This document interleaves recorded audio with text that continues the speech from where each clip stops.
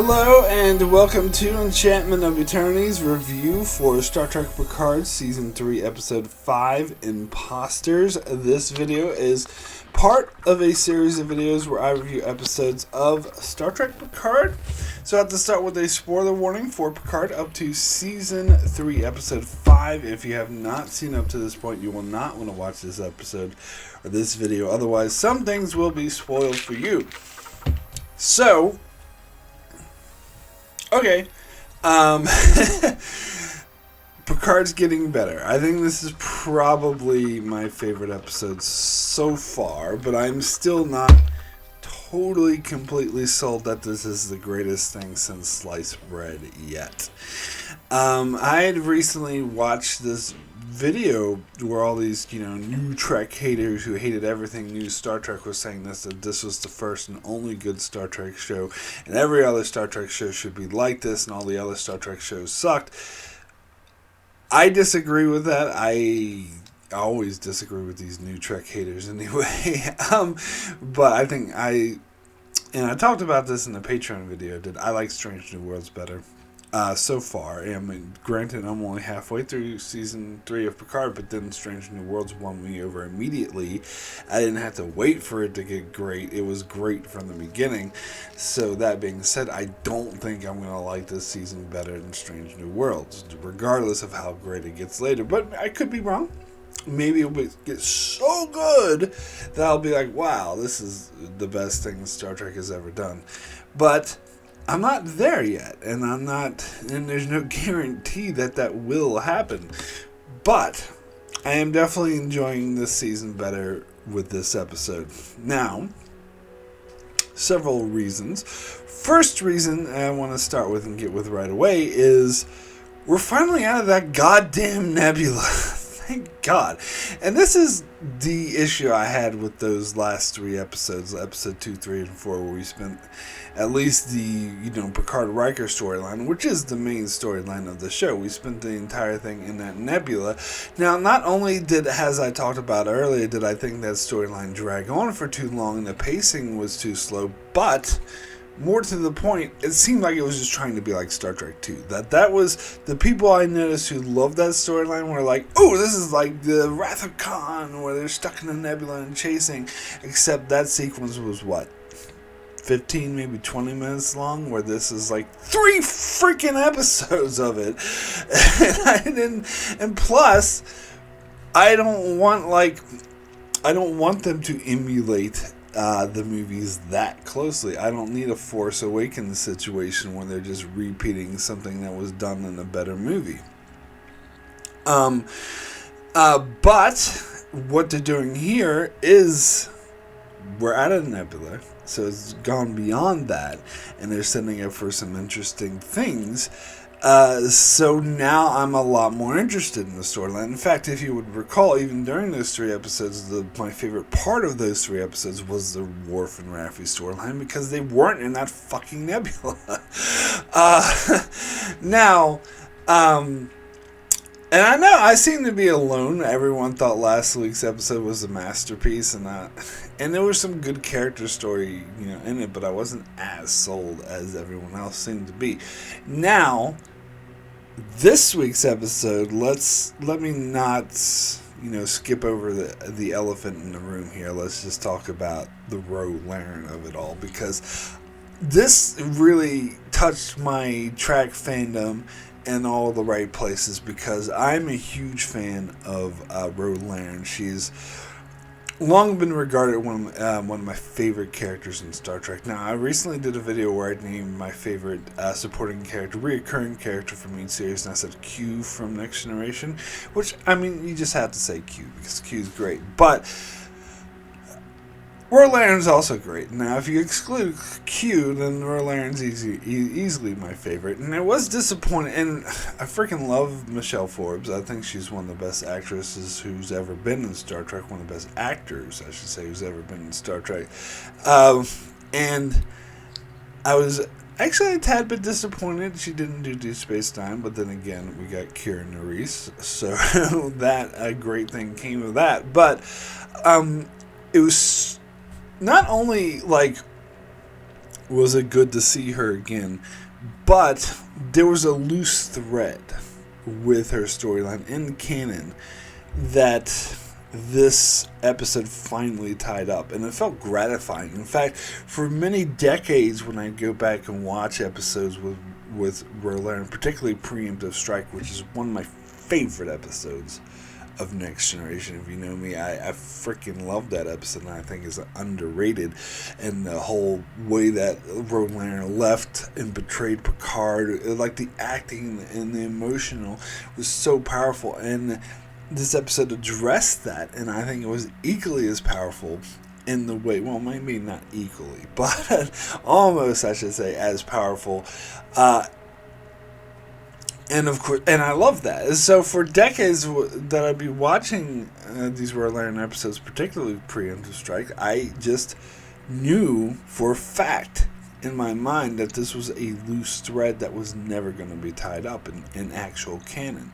That we would never know what became of Ro Laren. That this is something I learned to accept and live with, because I can live with it. I can live with it. Anyway, I've learned to accept and live with this, that this is a fact of life, that this storyline with Ro Laren will never be tied up and we'll never get a definitive answer of what actually became of her. Now, there's been a lot of B canon novels and whatnot that had her different situations, different novels. Like sometimes she joined like an elite Starfleet group that was like hunting down a Dominion, or she became the new security officer that replaced Odo on Deep Space Nine as a part of the Bajoran militia, not actually Starfleet. And so there's been a lot of speculation, but that's not actual canon. But I've learned to expect, well, that's the best I can do, and I'll just have to use my imagination, because this is actually never going to be resolved in actual canon. But it was finally, and it was not only was it resolved in canon, but it was done so in a, what I believe, a very satisfying way. That they actually addressed how Picard, and that he had been harboring like this feeling of betrayal and these negative feelings towards her for 30 years. And how at first she comes aboard like being very adversarial, being like, I'm going to investigate you for treason. And he's just like, how dare you? You're the one who committed treason and whatnot. But then we find out that that's just an act, because she's aware that of the changeling infiltration. In fact, brings the point that it in fact goes even deeper than what Picard knows, that it goes to the highest levels of Starfleet, and so she had to be very secretive. And I love how she sort of corralled him into the holodeck and put on music, and sort of they, you know, had the argument over her betraying him, and that's how they both knew that they weren't changelings, because of all the feelings they still harbored about that incident. And it was a great scene. It was an absolutely amazing scene. It was very gratifying to finally get the two of them go over this again. Now, one thing I will say, getting my nitpick hat back on here, I will say I did find it hard to believe that Picard wasn't aware of the fact that Ro was reinstated in Starfleet and had risen to the rank of commander. You think he would know this? But it makes sense that she would be commander, because it's been 30 years.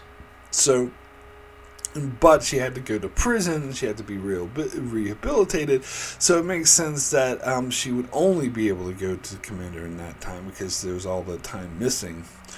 They didn't state when she said she surrendered. I believe she said she surrendered herself to Starfleet, and I'm assuming that's when the Maquis were being wiped out by the Dominion, because a lot of people, that was a big thing, because she joined the Maquis, and the Maquis were annihilated by the Dominion, so people were wondering, well, was she That's one of the assumptions people would make is, well, maybe she died along with the Maquis. Now, these B canon things speculated different things, like in, one I said she joined the militia, and another one she joined this, like, elite group of Starfleet, special forces that was attacking the Dominion.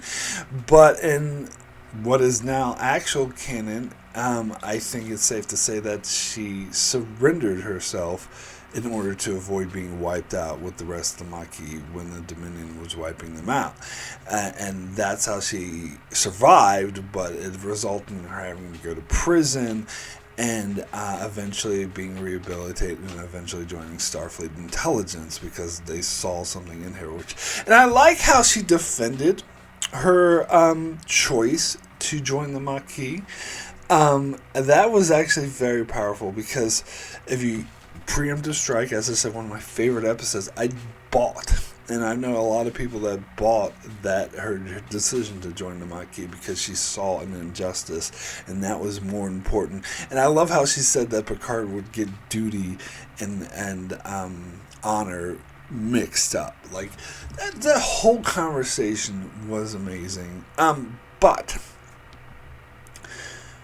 one thing that didn't sit right with me, that I was really disappointed by, is that I think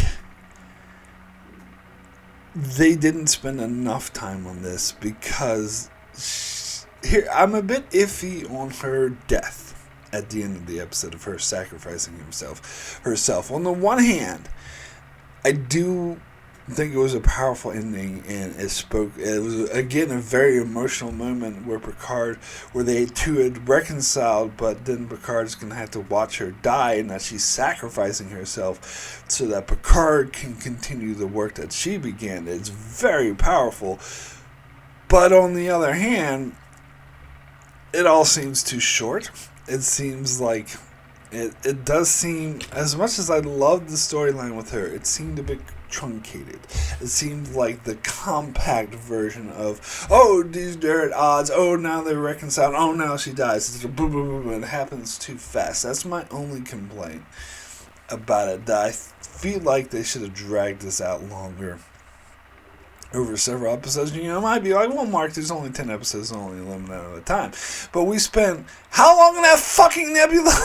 It feels like some of that time should have actually been reallocated to spend more time with Ro. We don't need, let's do Matar Nebula from Wrath of Khan for 3 episodes in a row, and let's just speed through this very important storyline with Ro Laren. Pacing issues. This is what it gets, and this is, again, why I really don't think I'm going to like Picard Season 3 better than Strange New World Season 1, because well, the episodic nature of Strange New Worlds worked in its favor because there's pacing issues, major pacing issues in the serialized storytelling method that they're using in this season. Now, granted, not quite as bad as the pacing issues have been in other serialized modern Trek shows, like all 4 seasons of Discovery and the first 2 seasons of Picard. Not even getting into season 2. Let's just not even address that. But yeah, so it's maybe not quite as bad as or I would say maybe on par with some of the pacing issues in Discovery, if I'm being fair.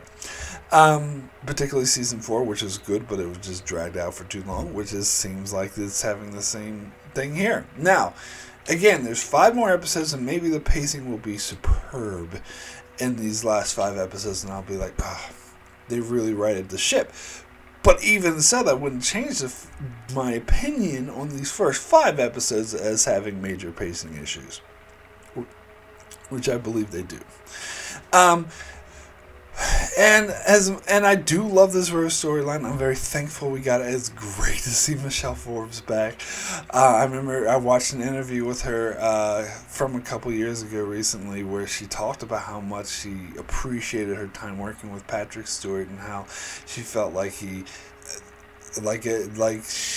learned a lot from him, and so I'm sure it was gratifying for her to return one last time. And plus I just love this character, and I'm grateful that we finally got that loop that I never thought in my life would be tied up. I'm so grateful that it's finally tied up, and in a very satisfying way, except too short. Should have been longer, except for that one nagging thing. But I'll take it. Don't get me wrong. I'll take it. I'm glad that they did it. I'd rather they do it too short than not at all. You know? But it's still not as perfect as I would have hoped it would be. So, I want to talk about this conspiracy storyline with the Changelings, how it's integrated Starfleet at the higher level. Now, my first thought was, well, if the Changelings were capable of like completely infiltrating Starfleet and almost to the point of like taking over and at the highest levels, why didn't they do this during the Dominion War? But there is an in-universe reason for this, which I will buy. I think it does actually make sense, so I will give them credit for tying up that plot hole.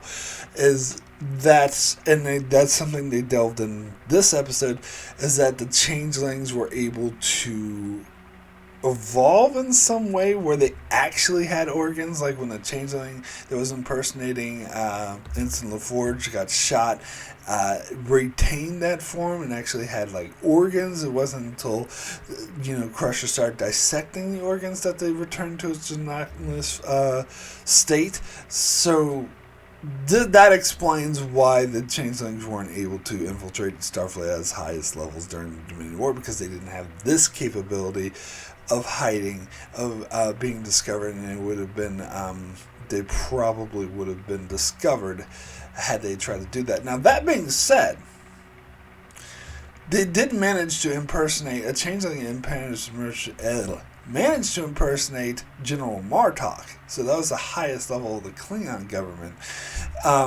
And they were doing crazy, like, the Klingons would constantly cut their hands in crazy amount of, like, blood testing. So, and they even mentioned this in Deep Space Nine, that it was obvious the Changelings found a way around all the blood testing because they were able to sneak Martok by, who were constantly being blood tested. But, that being said, again, this is kind of headcanon, but I think it fits with what this episode's laying down. Perhaps their workaround of the blood testing was kind of superficial and wouldn't be strong enough to infiltrate an entire government on the massive level, because just having one guy at and granted, it was like one of the highest military position in the Klingon Empire, it was just one guy, as opposed to in this situation where apparently it's too late. We're everywhere. They're everywhere. They're all at the highest levels of Starfleet. So maybe that was beyond their capability. Maybe their work around the blood testing would only have gotten them so far. Where here is beyond simply getting around blood testing. There's like internal scannings that scans every single organs, and they found the work around that. Now I do wonder if they had that technology during the Dominion War, because this, of course, is taking place 30 or so years later. So did they develop this technology within that time period, or had they had it back then? Because maybe Starfleet had it, maybe the Federation had it, but the Klingon Empire didn't, which is why they were able to infiltrate the Klingon Empire so high, but not Starfleet. So, again, this is all headcanon, but it makes sense to me, so I'm not going to gripe on that issue, because it bothered me at first, but the more I thought about it, I was like, no, I'm not, okay, so that's fine. Like, I'm not going to gripe on that issue too much. Like, it's fine. But what I will say is that this reminded me, the plot that they're laying out here reminds me a hell of a lot of the episode Conspiracy. Now, it's interesting because I recently watched a video with Terry Metalis where he addressed the episode Conspiracy and said that actually that was one of his original ideas, was to bring back the aliens from Conspiracy. But then he said when he thought about it more, he thought that the Changelings would work better, because the aliens from Conspiracy, for one thing, were just a one-off, where the Changelings was more developed. And for another thing, he said because conspiracy. I think he said the main reason why he didn't do it is because conspiracy. The episode established that all you got to do is like kill the mother creature and the rest will die, or then the rest will go away, which makes him too easy to defeat. And so the Changeling seemed like a better example. But they're using this, it's pretty much having the same story effect, the same plot device that the episode Conspiracy had. Like the way that Starfleet was infiltrated.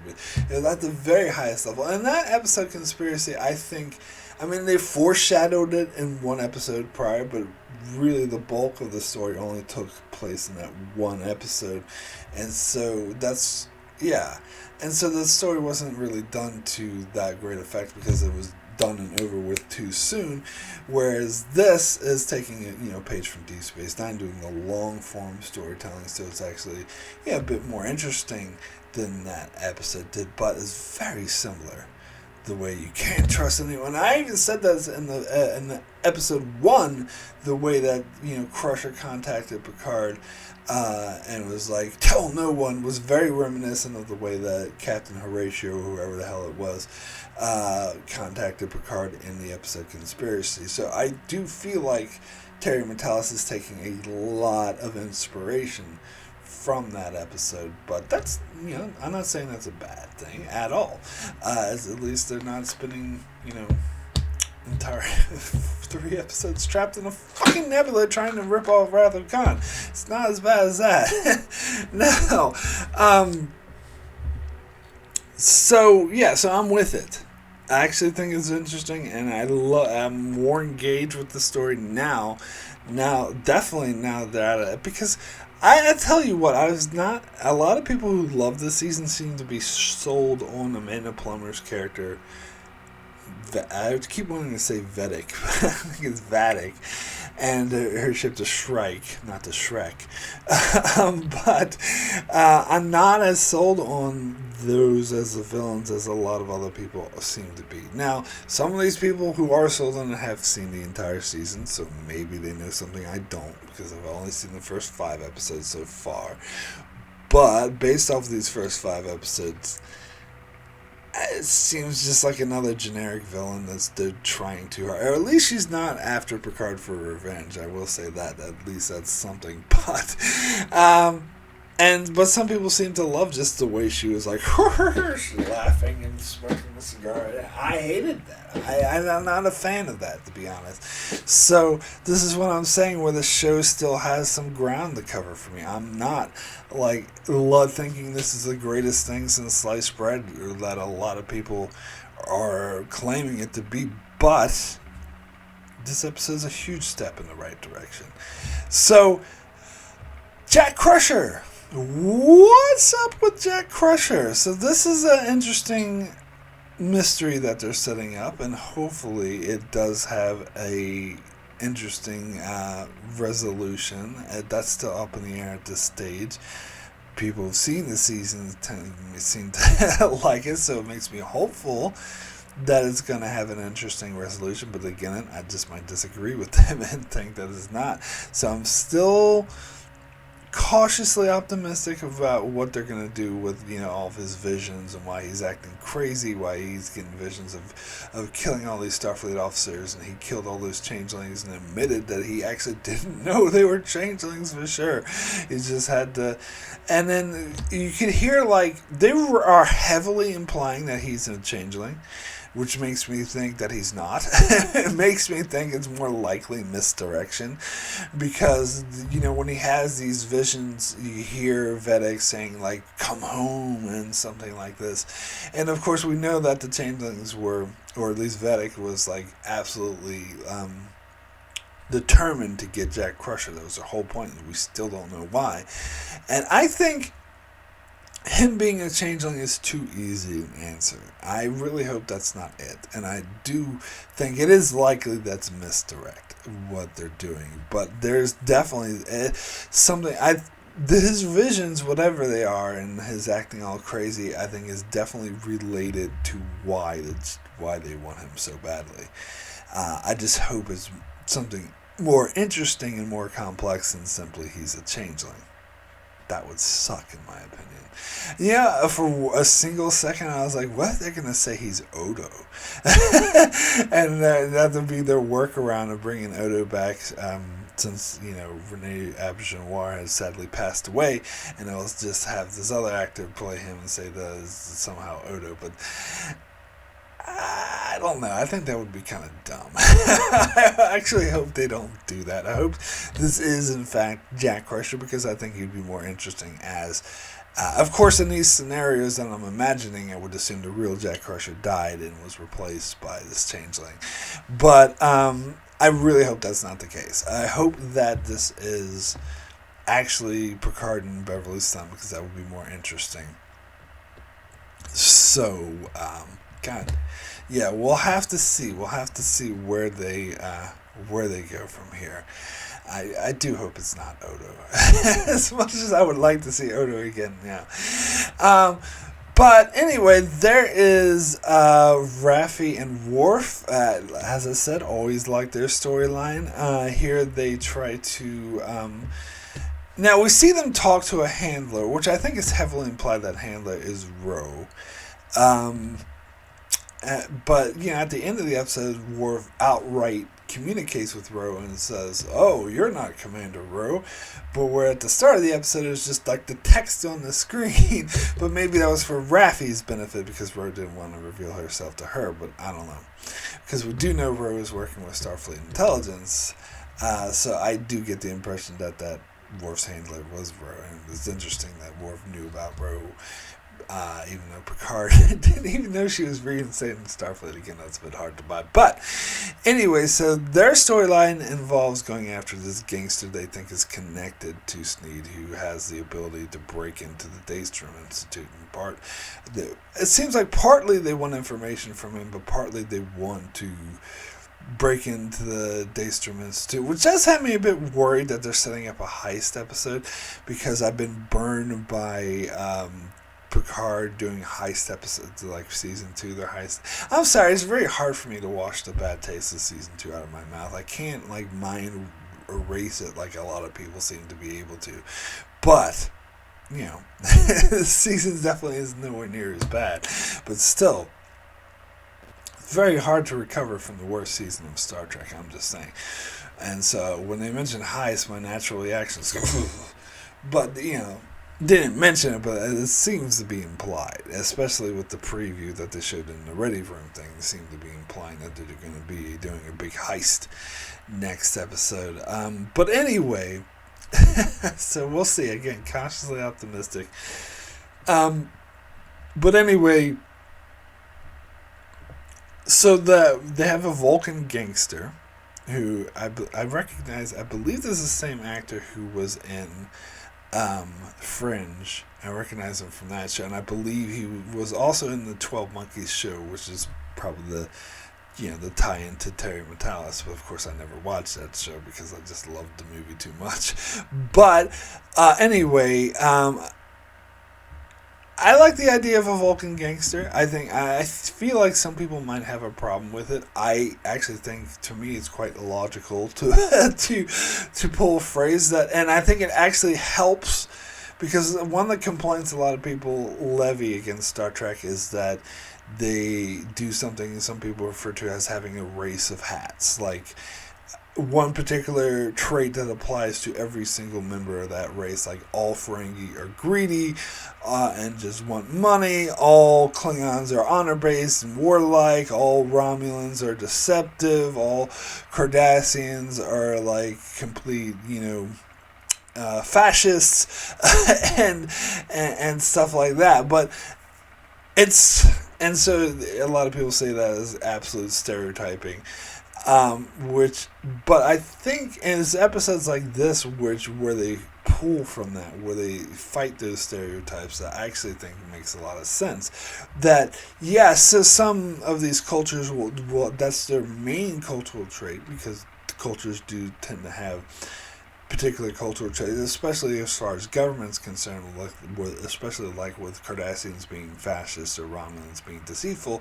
It may be their central government and their main culture is based off of that, but there's always going to be outliers. And we saw this with some of the Cardassians in DS9, where there was a dissident movement, so not all of them were fascists. Of course, Maritza, who felt totally guilty over the Bajoran occupation. So that's why it was good. It went outside of the race of hats, and we saw a Ferengi scientist who wasn't concerned with profit in Next Generation. So they do, has to say, from time to time they do sort of, and so that's why I'm not as critical about the whole race of hats things, because I think they're mainly just saying that's the main culture, their main governmental status, but not necessarily every single member of that race is the exact same way.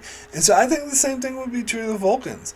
And he is following logic. He is doing the logical dictates of the Vulcan culture, but just in his own sort of demented way. And that makes sense to me, that someone who grew up in a crime environment, and he even talked about how Sneed was his brother because they grew up together, that he would sort of apply that his whole worldview would be a bit more askew than had he grew up in a cushy Federation world like Vulcan. And so he could still have this Vulcan logic, but just apply it through his worldview of being a gangster. And so I actually think that's cool.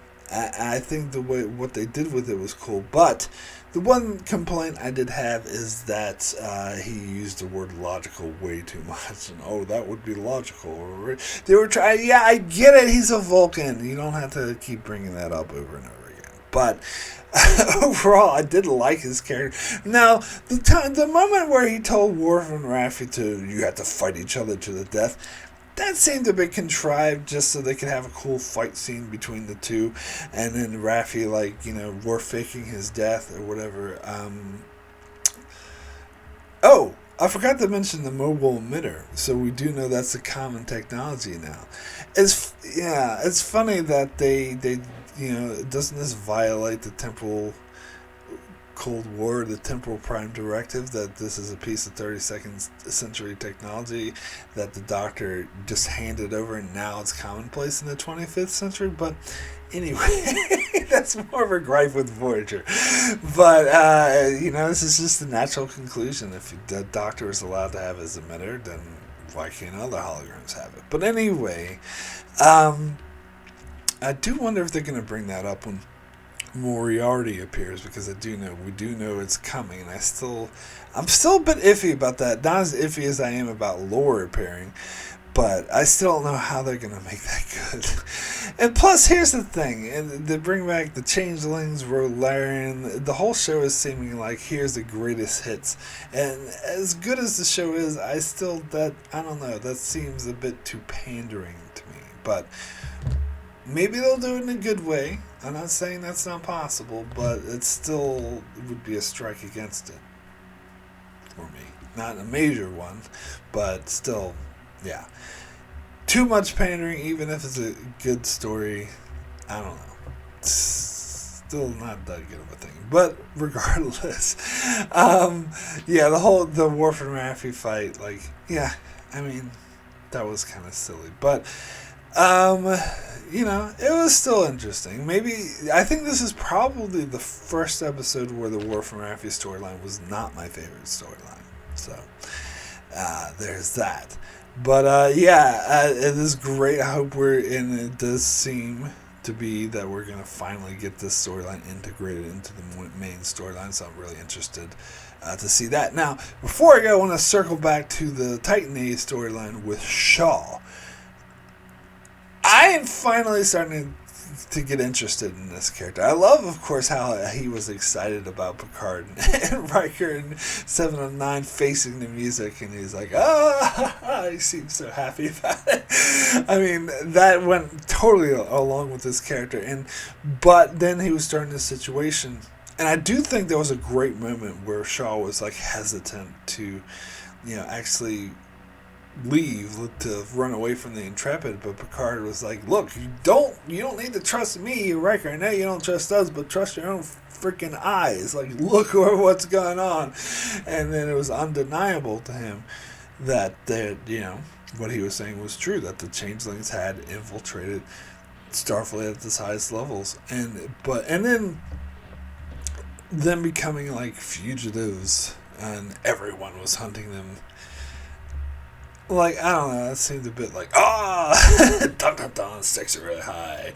Like, do they really need to go that high? But don't get me wrong, I still like this storyline, and I'm still interested to see where it goes. So, my rating for Imposters out of 10 is a 9. Excellent. Definitely the highest rated episode I've given to Picard Season 3. Mainly because of the Ro Laren thing. Even though I complained it was too short, and I still feel like it was too short, and maybe they sped through it too quickly, I still love that we got it, and I still thought it was absolutely powerful, and I still thought it was amazing actor from both of these actors. Like, seeing Michelle Forbes and Patrick Stewart as Ro and Picard, like, have it out and totally resolve it was like a dream come true to me. It was. I just wish, they didn't kill her off so quickly. That's my main complaint. But it was still an amazing episode, and they're setting up for interesting storylines.